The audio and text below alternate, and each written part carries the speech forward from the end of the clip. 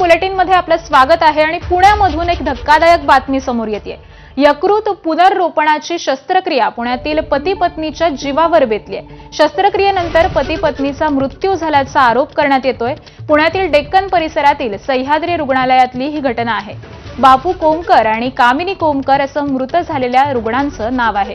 शस्त्रक्रियेनंतर दुसऱ्याच दिवशी कोमकर दाम्पत्याचा मृत्यू झालाय। रुग्णालयानं हलगर्जी केल्याचा आरोप आता कुटुंबियांकडून करण्यात आलाय।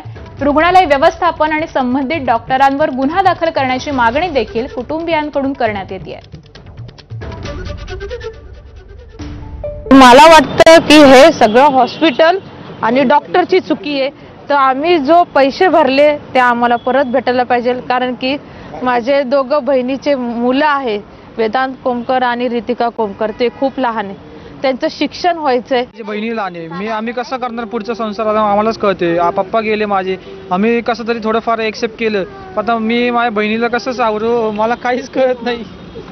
कसं सावरू तिला मी? मला लहान बहीण आहे माझी, कसं करू मी तिचं? आमचं पुढे कसं होणार आहे? हे कोण जिम्मेदारी? हे डॉक्टर लोक तरी घेणार का आमची जिम्मेदारी? आम्ही लहान मुलं आहेत, आमचं काहीच नाही। माझं तर शिक्षण चालू आहे, काहीच नाही। मला कमवायचं ना धमवायचं काय?